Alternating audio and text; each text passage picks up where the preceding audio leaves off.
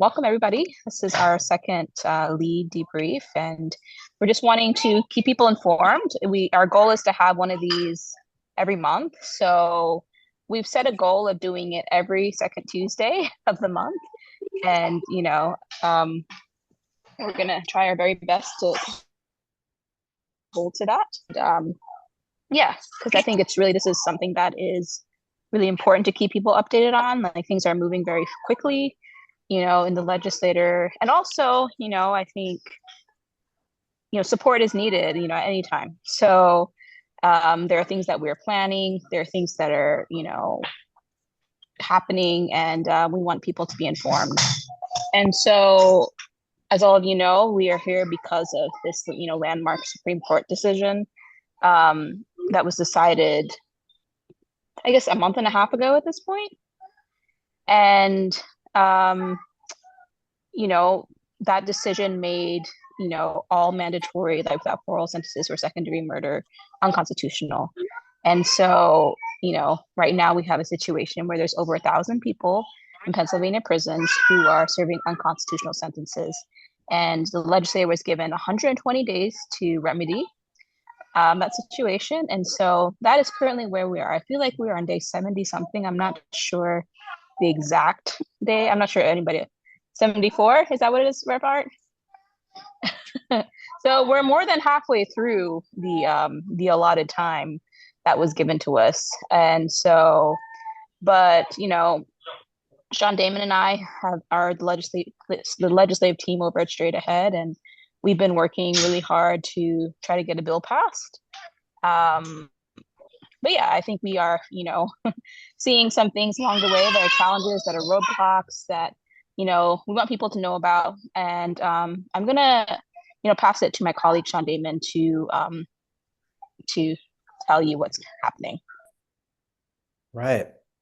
So I think it makes sense to kind of tell a little bit of the whole story, to give you, kind of a sense of the span of what has happened since the Lee ruling in the legislature. So as Roxanne mentioned, the ruling gave the legislature 120 days to come up with a remedy. And kind of right before the ruling dropped, the chairman of Judiciary, who's the prime sponsor of the bill that we authored, who's been working with us for a while, listed the bill for a vote in his committee. So, as we all know, as many of us know, a bill has to first get voted out of committee, and a criminal justice bill, it's a Judiciary Committee, and then it can be voted on by the whole floor of the PA House and proceed over to the Senate.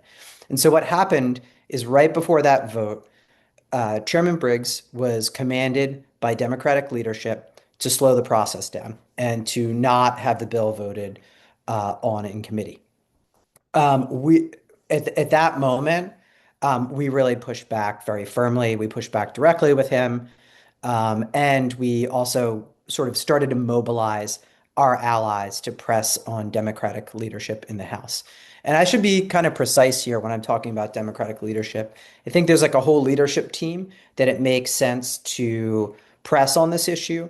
But the main person who controls kind of the power in this situation is the majority leader, who is Representative Matt Bradford. Okay, that's whose office told Chairman Briggs to slow the issue down, to not list the bill for a vote. So we have been pushing very, very hard kind of since that moment.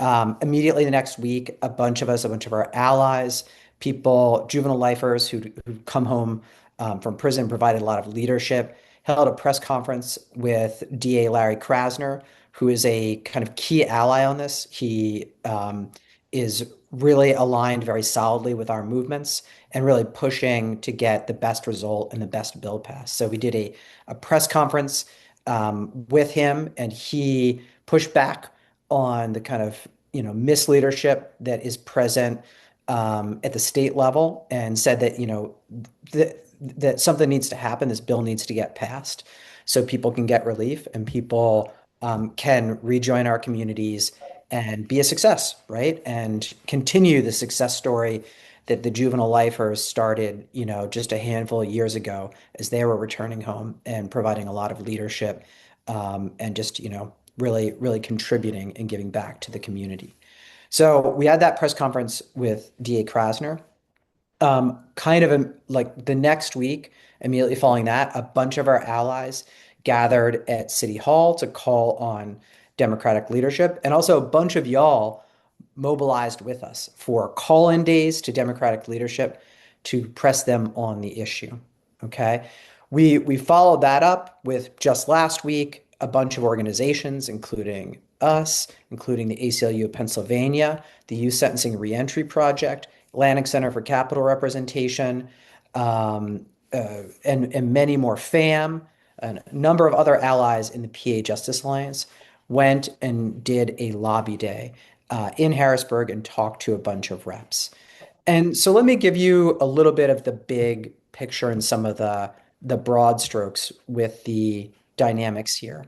While Democratic leadership in the House is slowing this up, right? And I will get to some of the reasons why we've heard they're slowing this up right now.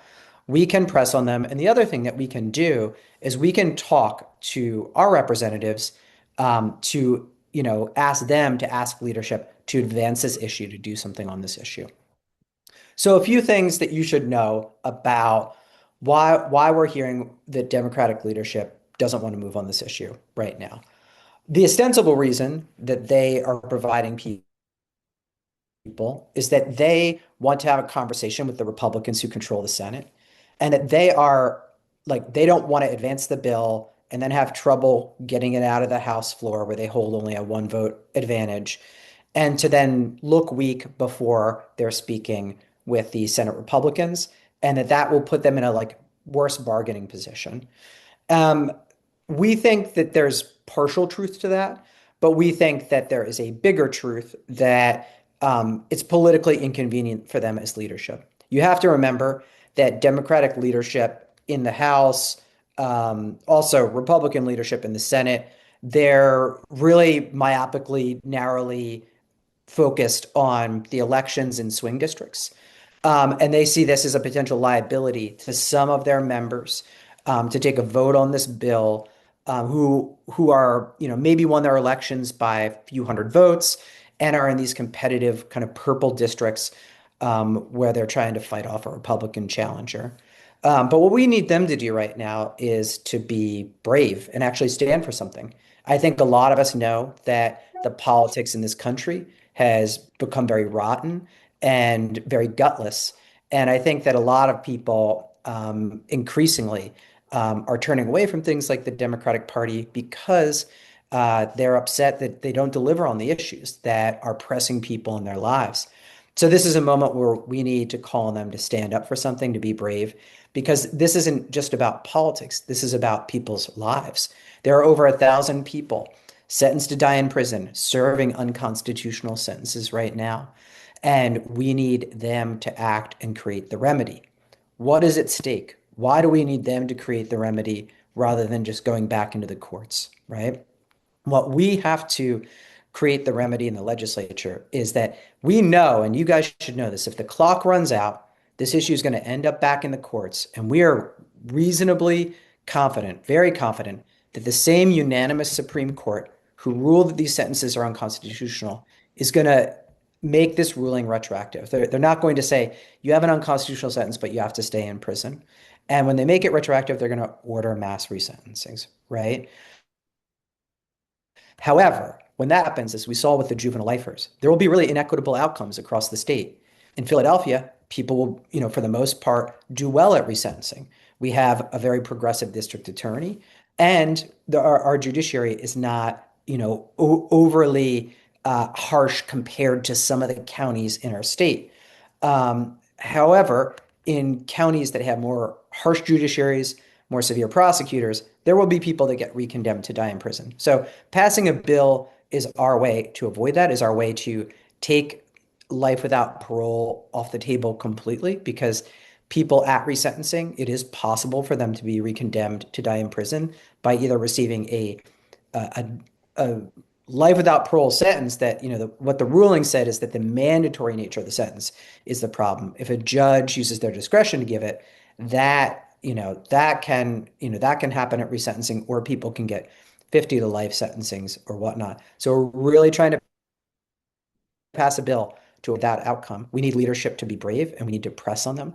And so there's a few things to kind of put on your radar as things that you can practically do in this moment.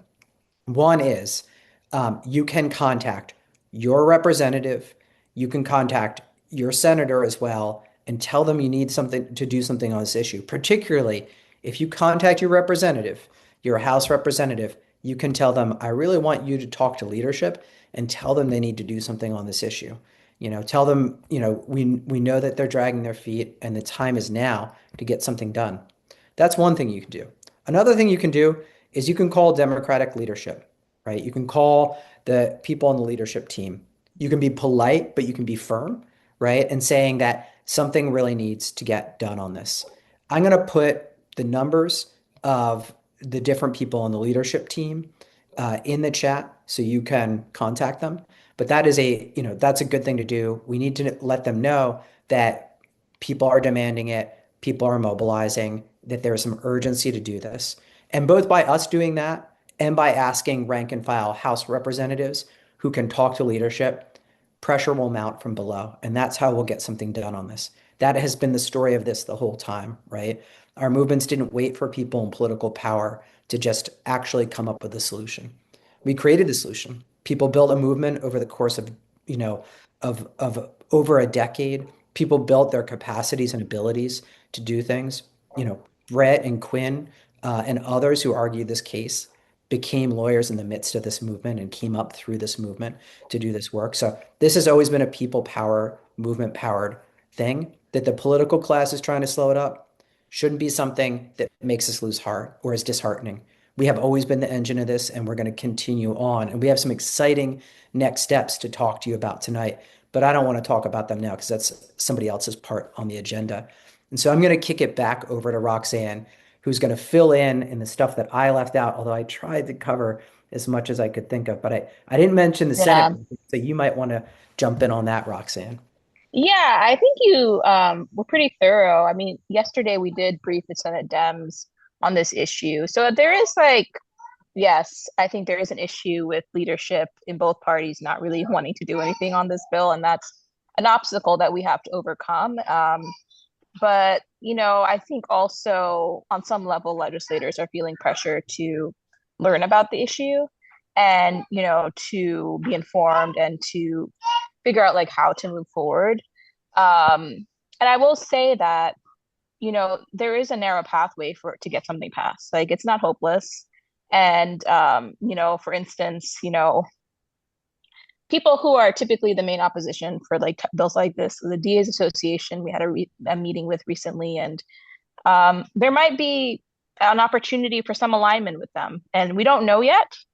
We still have to have more conversations, but they are looking to avoid resentencings. And so, in order to do that, we have to pass a bill. And so, in order for them to pass a bill, they also have to work with us. And so, yeah, I think there's kind of some glimmers of hope that, something could get done. And yeah, and with like our like all of you pressuring leadership to do something as well, I think all of that together like adds to the urgency of needing to get something done. And so this is why we were having these calls. Like many of you are impacted, you have loved ones inside, like the stakes aren't higher for anybody else, right? And you have to tell these legislators why this matters to you and why it's important. I do want to say, I'm not sure, I don't think Sean mentioned this, like with a bill, we are trying to get a bill that is equitable, but we also don't want to pass a bill that's going to be worse across the board than resentencings would be, right? That's And right. so this is like the balance we're trying to strike with the legislature. We don't want a bill with super high numbers, right? The Briggs bill currently allows for parole eligibility 5 years, right? So yeah, I think we are trying to walk a really, fine line here. And we also don't want to make it,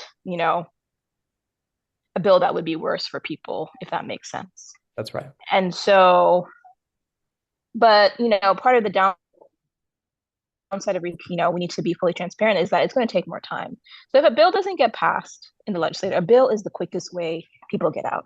And so that's another reason that we really want to pass a bill because, if you pass a bill, like people could be getting out, before the end of the year, right? But if we go to resentencing, we have to wait for another case to come up and it's retroactive, and then resentencing would proceed. And that's going to take a little bit of time, and we don't really know what the timeline is for that. I think it would really depend on how fast the court moved, right? But that's not something that we can predict. And typically, the court's not exactly known for moving fast, and so yeah, I think that's just another motivating factor of why we need to get a bill passed and why we need to try to find as much, alignment with people as possible and apply as much pressure as we can to people in the legislature. But I do want to, I think with that, we can move to next steps, and I'm going to pass it to John Rowland. We will have an opportunity for questions after the next step, so don't worry, we are going to answer all your questions, and I'm going to pass it to John. Connie, can you spotlight John?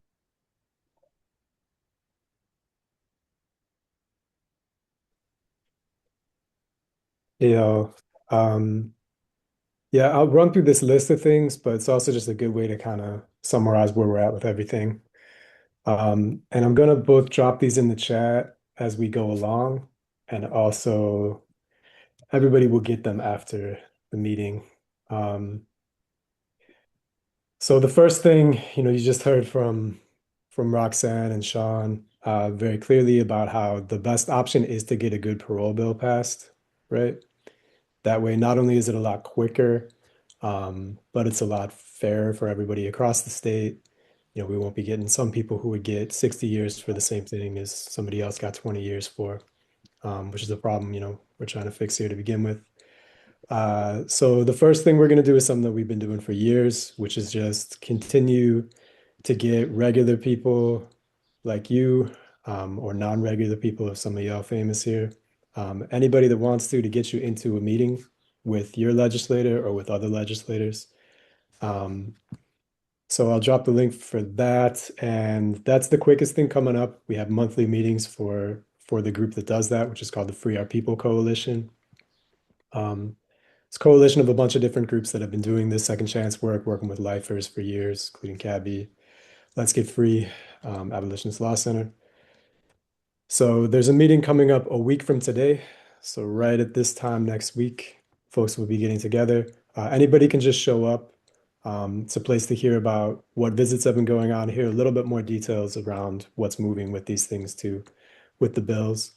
Um, and also, get you paired up with people. Yeah, the idea for that isn't that you just walk into a legislator's office the next day or anything, right? Pair you up with folks who know what they're doing, give you a little training and all that. So it's both kind of a support and training spot, and also a good place to get info. So yeah, anybody can come by that. Same as for this thing, just fill out that little form with your basic info and you'll get the link and everything else. Yeah, Nancy, good question. This is always on Zoom. Yeah, because this is statewide.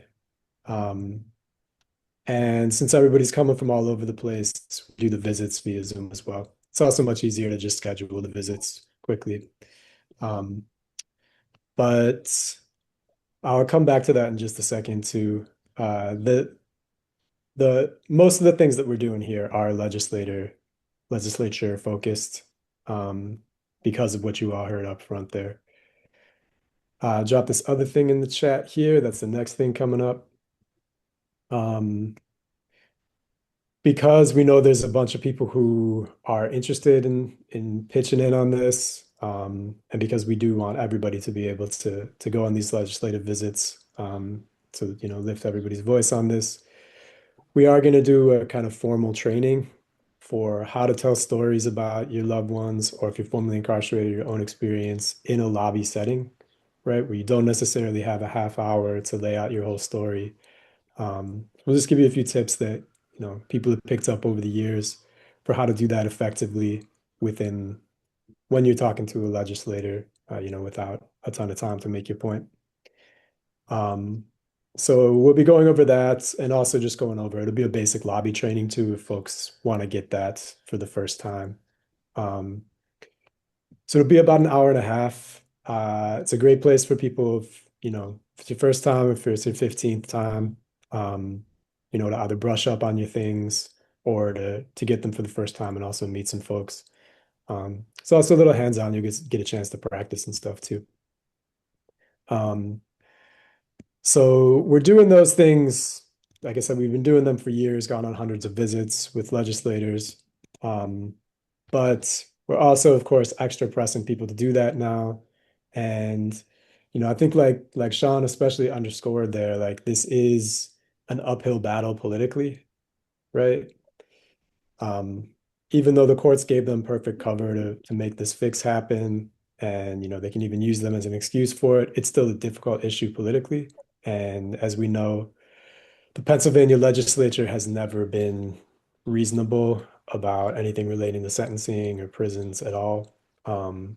So we really do, need to use this as a chance to have more and more people really pressing on them, not just in a way that's kind of behind closed doors as well, but in a way that will catch some headlines and will, you know, be a visual force as well. So to that end, less than a month from now, we're gonna try to do a larger mobilization in Harrisburg. We're hoping to have hundreds of folks who can come out for this issue, and to really make a splash, to really let all the legislators know that they are on the clock for this, that people are watching them.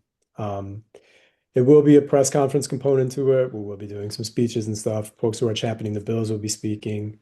Former lifers will be speaking, some people who had second degree. And we will, call the press for that and probably get some good coverage for it. But we also do want to make it, a big public display of there's a bunch of people behind this. This is something that, you really have to take on a human level, and not just do the usual kind of tough on crime, don't want to deal with it. And also, I do appreciate people dropping stuff in the chat now. We're going to go to questions pretty much right after this. So yeah, keep those going. But yeah, we really want folks to come on June 8th. We know it's a little bit of short notice, but again, we're dealing with this 120 days thing and trying to like follow the plot of the politics as well. This seems to be a really good time because the bills will already be moving to some extent. Whether or not we get past this roadblock with the Democratic leadership in the House by then, it's not, who knows, but either way, then we will have the Senate to press on. And more importantly, we'll have the entirety of the House that we need to convince. So every single person that shows up, no matter where your district is at, no matter who's your rep from out all of Pennsylvania, should hopefully have a vote on this thing if we're able to get past the leadership. So yeah, definitely encourage people, to try to look at that. If you got to clear your schedule for that day on June 8th, hopefully we've left you enough time to do that. But we know it is tight, so please plan around that quickly. And we'll also figure out how to get people there from different parts of the state. We'll figure out how to carpool or do what we need to make sure people can get there. And also, we also heard from Roxanne that the 120-day period is the period before the ruling goes into effect, right? But 120 days doesn't mean the legislature is just done with it after that, right? There could be years, a quite long time before the second Supreme Court decision comes out that says, hey, everybody gets a resentencing, and then it could be a while before the resentencing starts. So the legislature can still act after the 120 days is up, right?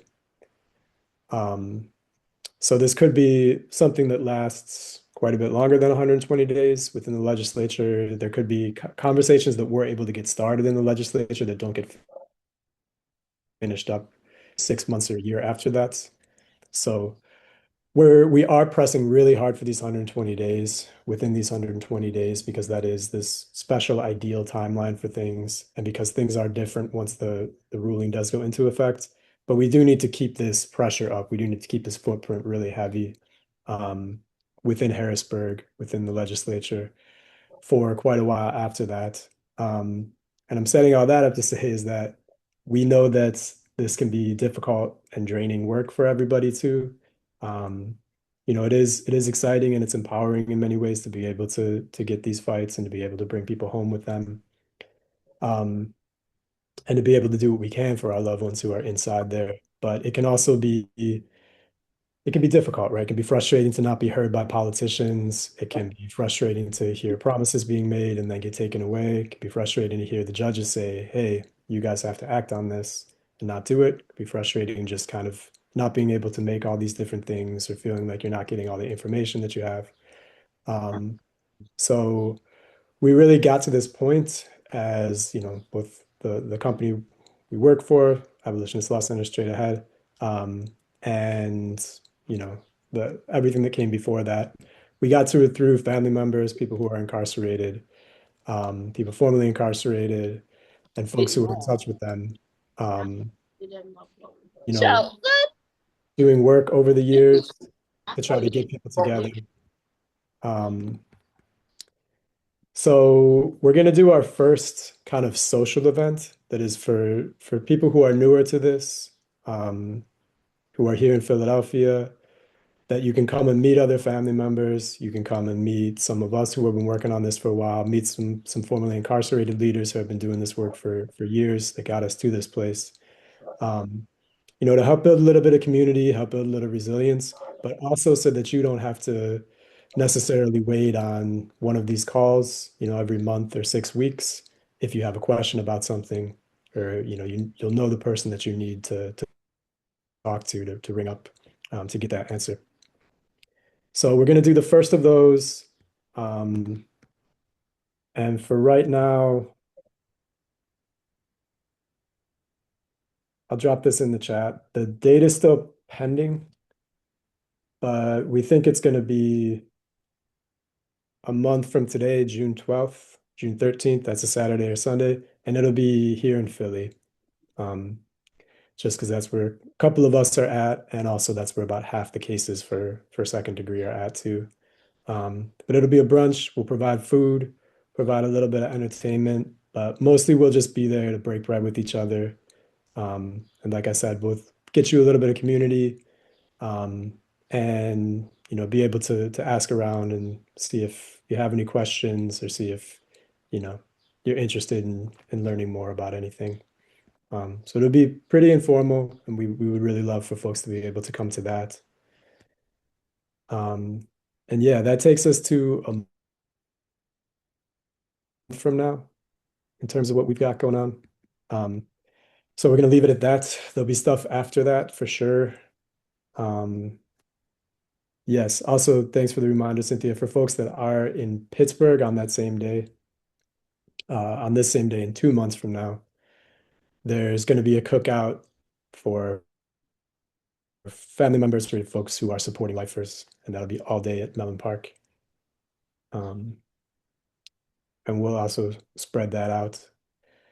But yeah, that's what we got for now. So again, and you'll get all these options in an email. I know it went quickly in the chat. But May 19th is the Free Our People Coalition meeting. That's the spot where you can go to see what lobbying's been happening, know how to plug into that, get a little bit more detailed explanation of what's going on in the legislature as well. On June 2nd, there'll be a training for lobbying, and that'll be specifically, or at least a little tailored to family members formerly incarcerated, anybody supporting someone inside prison, so that you can tell stories and really move people. And I guess I forgot to mention that too. Folks that maybe haven't done legislative visits before, legislators are really good at being like nodding their head and saying, yeah, I believe in you so much, great. And then kind of getting you out the door quickly, move on to the next. And it's a little unfortunate but true that the only thing that does seem to break them out of that is if you can really connect on a human level with them and kind of shake them a little bit so that they get out of this sort of social glad handing mode that they're in for most of their day. So that's what that training will focus on, is how do you, really try to reach them as people and shake them out a little bit of that de facto thing. So that's June 2nd, 6 p.m. And then June 8th, a little bit less than a week later, that's our big Harrisburg mobilization that we'd really love for folks to be able to make it out to, so we can make a powerful show of force as a whole. And then June 12th or 13th, date TBD, will be our second degree family and friends of incarcerated brunch that'll be here in Philly. Thank you, John. Kanice, can you pin me, Wispy, and Quinn along with John? Yeah.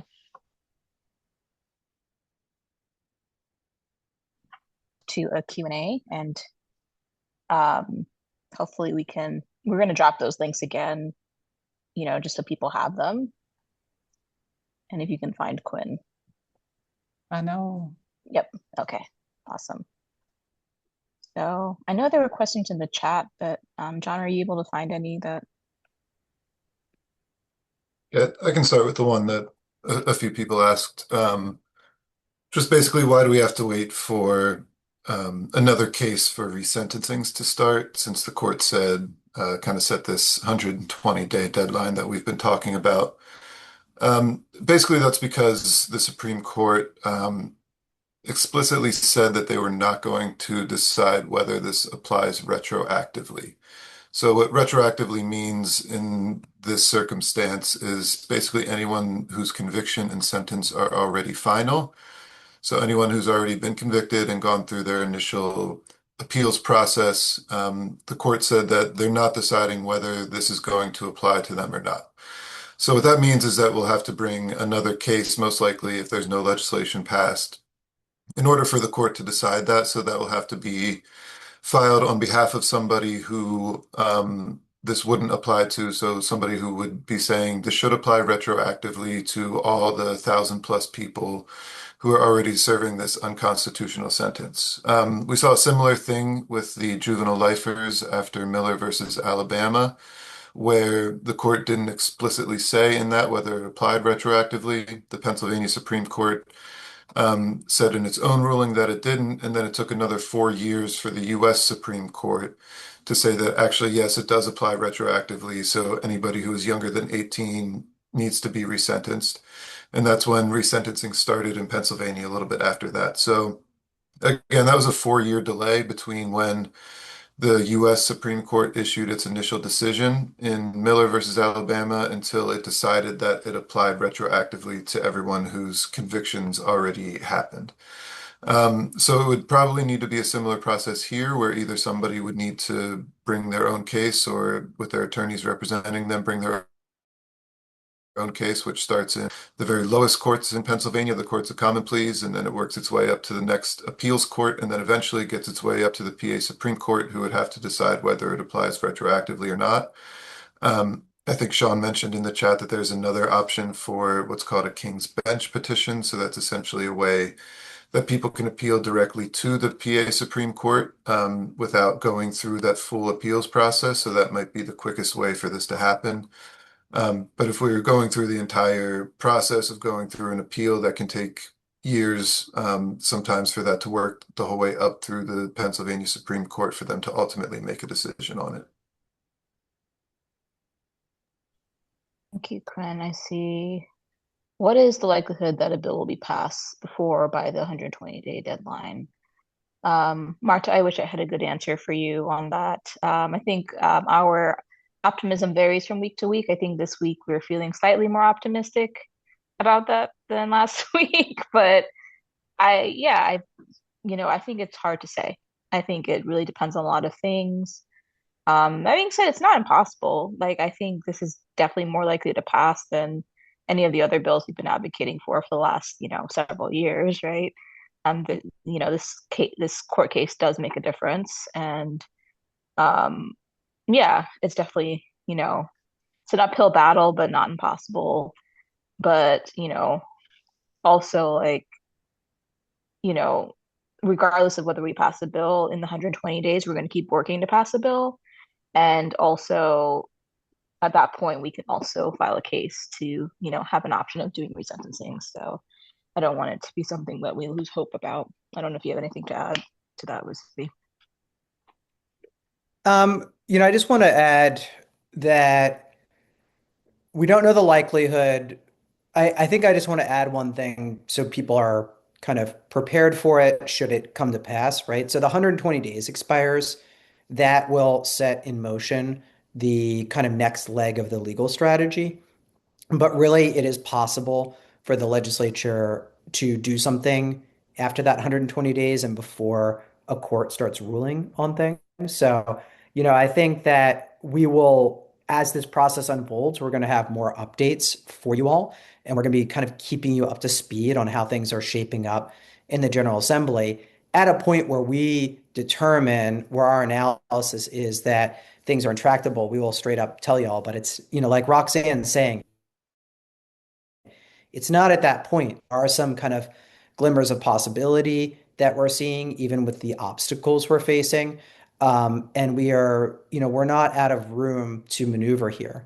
There's a lot of room. There are a lot of actors in play, and there are people, different important stakeholders that are starting to kind of, for their own reasons, speak up about the need to avoid mass resentencing and go straight to our kind of modern professional parole board who can make a determination based on, legislative remedy to, be able to see people's cases and determine if they're fit for release, which worked out really well in the case of the juvenile lifers, right? A lot of people were released, very, very close to their minimum parole eligibility date. So I think that's my take is just on the political situation. We will keep you all updated.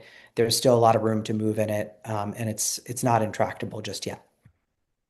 Yeah, I see Monica asked, what do you suggest that we best do if it doesn't happen? I'm assuming that if legislation doesn't happen in the 120 days, maybe Quinn can answer that one.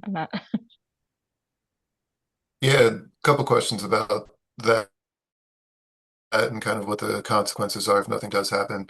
Um, there are a lot of kind of uncertainties around that, essentially. What we do know is that going forward, nobody who is charged with second-degree murder will be given a mandatory life without parole sentence. If the legislature does not pass anything, there's currently no minimum sentence that somebody can get. So there's no, they will still get a life sentence, but it won't necessarily be life without parole. So that's another kind of reason that it's really important that the legislature passes something, because right now the courts are operating without any guidance as to what kind of sentence people should get. But that also sort of presents an opportunity for people going forward. But in terms of what happens with people who are already serving the sentence, we have to go through the process that I kind of just outlined before in order to get it to apply to them. Basically, what the court did is give the legislature a chance before new cases and other cases like Derek Lee, who was on his direct appeal. So that means that he had just been convicted and sentenced and was in that position. So he wasn't, several years after his initial trial and sentencing, at least in terms of what the court was looking at. So for people who are in his position, who are on their direct appeal, they'll likely get the same result as him. But most people who are serving the sentence are going to be well beyond that initial stage where he and a few other folks are at, where the court is basically looking at them for the first time on appeal after their initial trial and sentence. So for those people who are farther beyond that initial point, they'll still need to get back into court. They can petition the court to get the same result, but because it doesn't apply retroactively yet, there's going to need to be a process, again, of going through the courts to make sure that everyone who is serving this sentence gets that applied to them. Okay. Can I ask? I have two questions. I don't want to be taken. I don't want to ask a question that's not in this discussion, but because I am an ex-offender, I need to know this question. How does the legislative justify people who have been in society over 35 years and want their sentence pardoned? That's one question. The second question is, did I hear you say that the Democratic Party or leaders are not supporting this second chance because they are concerned about their as a liability to when there's voting time. It's going to affect the votes. I can answer Yeah, that. yeah, go ahead. Oh, sorry, Roxanne, do you want to? No, go ahead. No, go ahead. Yeah. I can answer that last question, right? Which is yes, effectively, right? Right now, they could be doing a lot of things. They could be moving the bill. They could allow it to get voted out of judiciary. They could be holding educational sessions for their members. They could be talking about this publicly, the need to do something, and they are sitting on their hands, right? And they're sitting on their hands exactly for the reason that you had pointed out, right? They are worried about the ramifications for so they have a razor thin majority in the House. They have a one vote majority. And there are a bunch of House Democrats that were elected in very competitive districts where they won by just a few hundred votes. They're worried that if their members in these vulnerable swing districts take a vote in favor of this bill, that the Republican opposition will put out mailers, will put out ads, will do different things to say, to kind of, do a hit piece on these representatives when they're running for reelection. So that's what their avoidance comes down to, right? Right. It's not an ideological thing that they have against it. It's just about the elections, just like you pointed out. It's just about election time. And another person had asked in the chat, does this mean that Democratic leadership wants resentencing? Again, it's not a thought through thing or an ideological thing or a policy thing, but effectively, yes, because by avoiding doing something, they're pushing the outcome towards that eventuality that there'll be mass resentencings and the mess that comes along with it. Right? And this is politics, right? This is how the politics is playing out. Mm-hmm. Yeah. I'm not sure I quite understood the first question. About the pardon? The pardoning, yes. For someone who's been in society over 35 years, how does the legislature justify pardoning a person's sentence who have already been incarcerated, been in society doing the right things, all positive things for the last over 35 years, and they want to go for a pardoning? Does the legislature justify that? I mean, this Will they support that? Is there someone in place? this isn't. I think I got it right. Okay. Because I know you already asked me, Pamela. Yes. Yeah, I mean the legislature has set up what they've set up in terms of the Board of Pardons, right? And I think they've tried to expand that in different ways, and they have, tried to make it a little easier to get pardons, but you do still have to go through the whole process, even if you've been out for 50 years. And it is unfortunate, it does take a long time. But I think we can get there. All right. Okay, but they do justify it, or is there a law that they're saying that they will not? That's not institutionalized, that they take it off the table for someone to want to be pardoned. That's what I'm concerned about. How do they view that? To get an automatic pardon or something like that? If you apply for pardoning. Yeah. I mean, I do want to keep the conversation focused on second degree and people currently incarcerated, if that's all right, Pamela. You can message us like offline about this. Sure. Yeah. Okay. One question I see that I'll try to go ahead address briefly here. It's a big question of just like, what is our opposition? What are we really against here? And I think the legislative folks, Roxanne and Sean, have broken down pretty well, like where exactly we're at with things. But I also do just want to reiterate that we don't know exactly that because we've never been in this situation before, right? Where this sentence doesn't exist right now, right? There is no fix for retroactive yet because of the very bizarre situation that Quinn outlined, where they basically said this sentence is unconstitutional, but we're not going to tell you how to fix it, right? That's an unusual position. Unfortunately, it's kind of common in the legal world to do things like that, but it really doesn't make sense in terms of laws or how to run a state or anything. So we are in a very unusual position where nobody, in general, people don't really want to touch these type of issues unless they have to, right?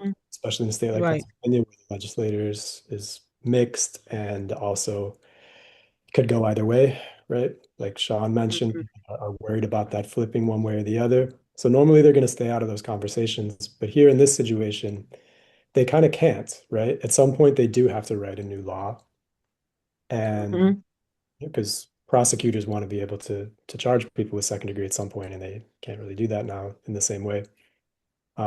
Which is also, I think, a good sell for us saying, even if we don't get something done in 120 days, we don't get something done after that, we are still moving this conversation in a really powerful and useful way, because we don't want people, 30, 40, 50 years down the line having to still be in Zooms like this and having to still fight for this. We don't want to have a bad law written, for the future of the state, right?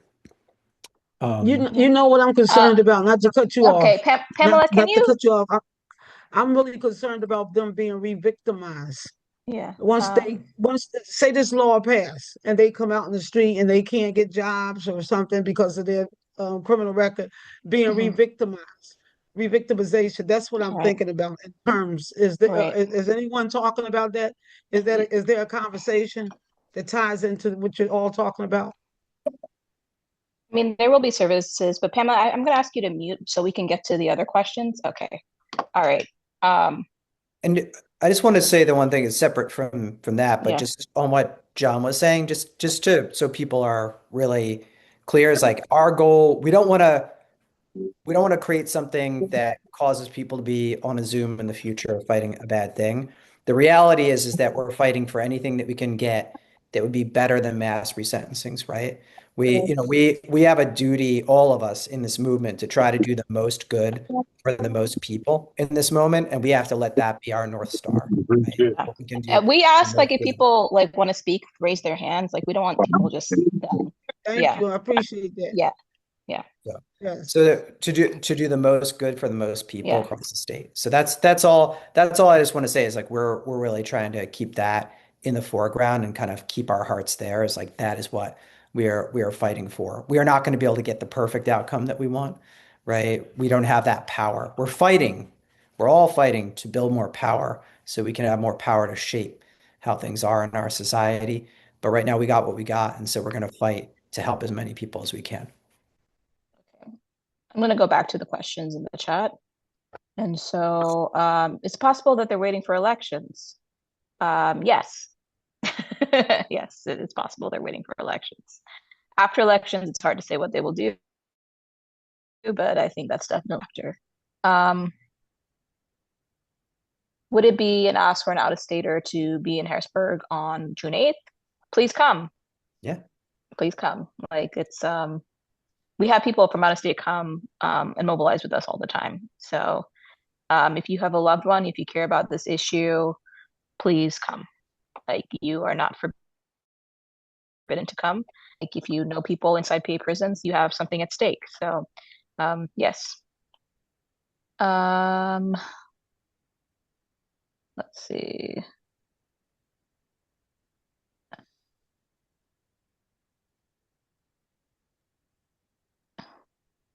So Tanya asked, so if I'm correct, it's not that the Dems are against the bill, they just want more Republicans on board.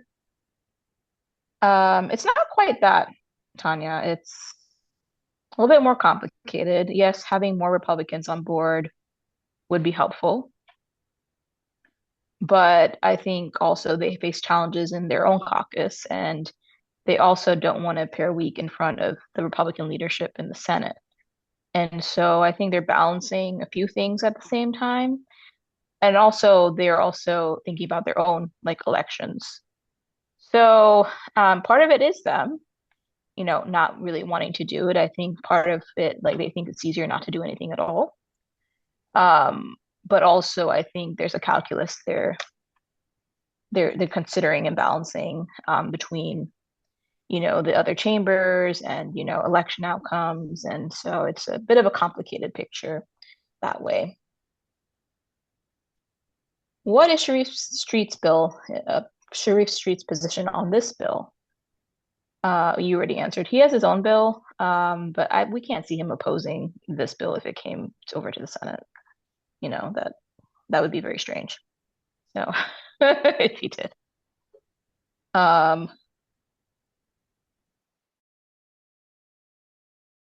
There's a The junior level what age range? All under 18. couple questions at the bottom here about just resentencings. Mhm. Go ahead. I think, yeah, Helen just clarifying that, yeah, especially in Philadelphia, resentencings are not going to be necessarily a bad outcome, right? And somebody else just asking about just what are the specific things for resentencing. So maybe if Quinn, you maybe want to give just a quick recap of how we're approaching that now. Yeah, and Helen, thank you, Helen, for all of your work on the resentencing. Helen was integral to those for all the people who went through that in Philadelphia.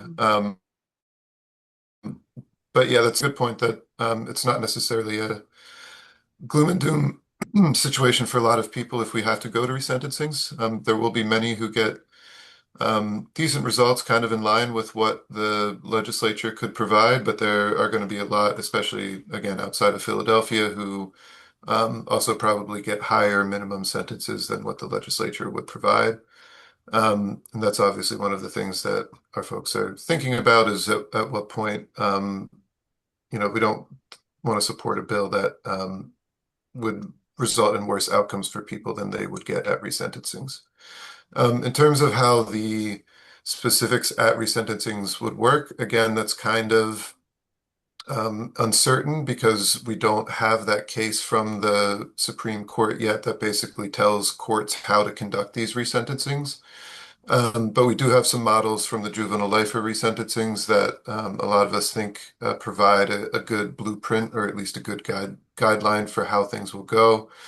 So basically, people will need to submit a PCRA or post-conviction petition to the court saying that they were convicted of second degree, that this applies retroactively to them, and that therefore they need to get a new sentence because they received the mandatory life without parole sentence that the court found unconstitutional. After that, they will get an attorney. They will go back to a completely new sentencing proceeding where they have no sentence at all on the second degree conviction. And their attorney and them will work together to basically present the strongest case possible for why that person should get as low of a sentence as possible. Yeah, so hopefully we'll be avoiding pretty much any life without parole sentences. As defense attorneys, we think that's our job to make sure that courts will not impose life without parole sentences, and that might be something that we even raise with the Supreme Court in a future case that we should take life without parole off the table altogether, though there's no guarantees that we do that. But basically, people will be working with their attorneys to convince the court that they should get the lowest possible minimum sentence, and then they will all still have a life sentence at the end of that, so it will just be life with parole, or again, as the Supreme Court said in Derek Lee's case, life without parole is still on the table, but again, we're hoping that people don't get that result. And then was there a second part to that question? I think that probably covers it pretty well. If people want to ask a follow-up to that, by all means, please do. Charlene's asking if there is a case already in the works for the retroactive challenge. There are certainly people who have filed their own petitions, I'm sure. And then, yeah, there have been discussions about bringing one. There are certainly cases that are going up to the court right now that have raised this issue. We don't know when the court is going to decide to take one of those because the Pennsylvania Supreme Court doesn't have to take any of these types of cases that come before them. So a lot of it depends on whenever the court decides that it wants to act on one of them, though.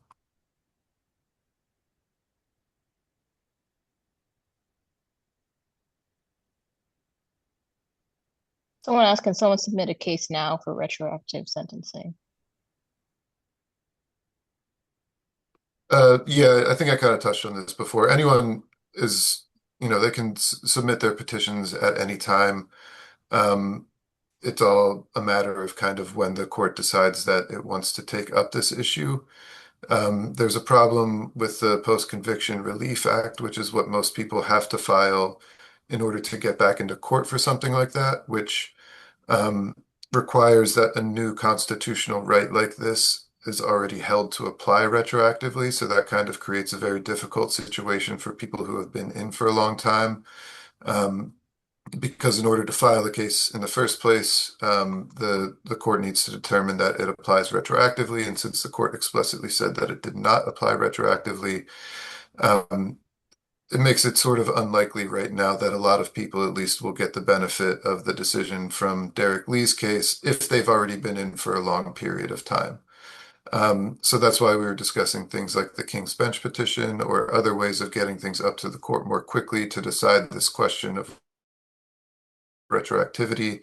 Or it could be somebody who was convicted and sentenced and their conviction, their first appeals after their conviction were less than a year away, then those people might be able to get back into court. But for people that have been in for a long time, there's a decent chance that a court will say that since this doesn't apply retroactively yet, that they're not going to get the same benefit that Derek Lee got in his ruling from the court.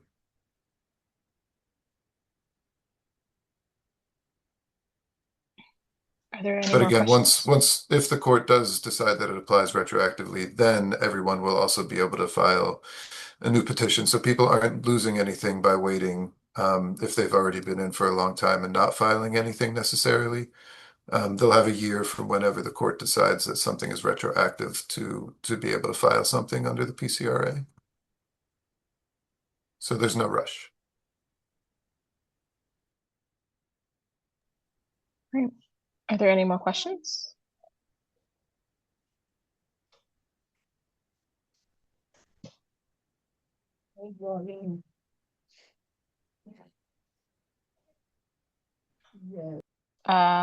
Ms. Patterson, I see you have your hand up. Okay, so first of all, thank you and good evening. This is actually my first meeting. And this is a lot of information. I'm trying to absorb it, but it's not sticking. I'm so sorry. No need to apologize. We understand it's a lot.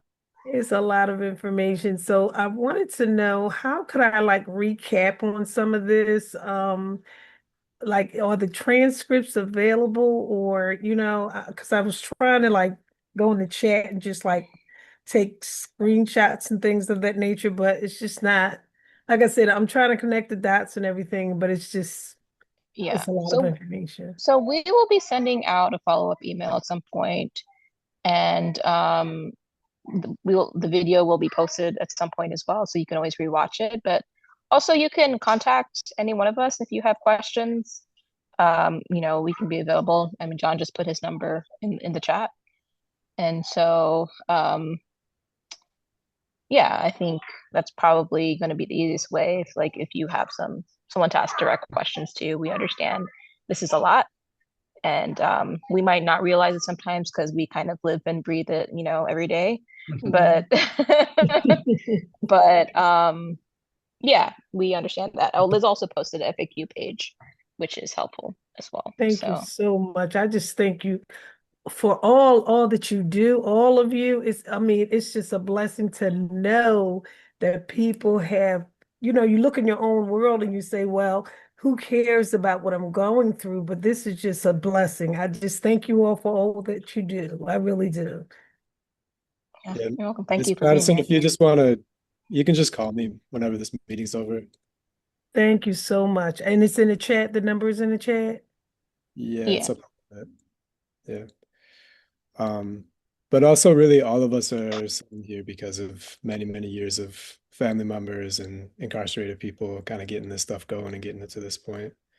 It's not just a line we say, that's the actual history here. So Yep. just a little bit of full circle. 100%.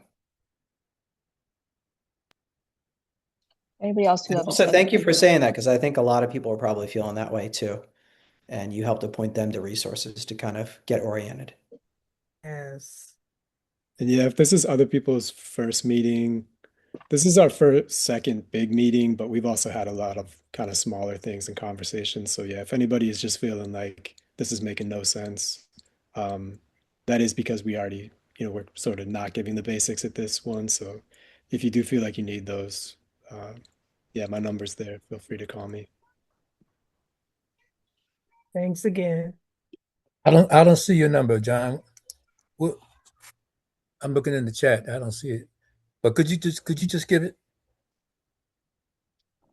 I'll put it down in the chat. Oh, it's in the I chat do again. see it now. I see it now. It's a 312 number. Yeah. Okay, got it.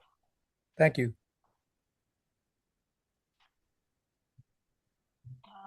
Yeah, is there anybody else? If not, we can break. And like I said, we're going to be having these meetings on every second Tuesday. But also a week from today, we have our Fair People meeting. So we will be going over some similar stuff as well. That meeting is more lobby and advocacy focused, but we do go through legislative strategy and things like that. If you're interested in joining that meeting and interested in getting involved in lobbying. So that is a week from today. Liz, can you actually post all the links once more? Like I said, we are going to be sending out an email with all of these links and information about the events. But just so like people have them one last time and like want to just click on them. And just to underscore for people too, there's like a couple in real life opportunities. One is the meeting that will have a date soon that John mentioned, which is a great way to build community. And that's always how we get more information. We get their phone numbers, we can ask questions. So coming out to that when it gets booked will be really important in a way to build with other family members who are getting involved in the struggle. And of course, we have the June 8th event in Harrisburg. If you're able to take the day off work or mark the day to, make arrangements, that'll be a really powerful way to connect with people too. Yeah, we will be doing our best to coordinate rides from Philly, but you do have to register so we know that you're coming. Because we won't be able to have an accurate count for that if we don't know you're coming. So please do register if you're interested in any of these events, and we'll see all of you soon. Right. Until then, have a nice night. All right, be well, y'all.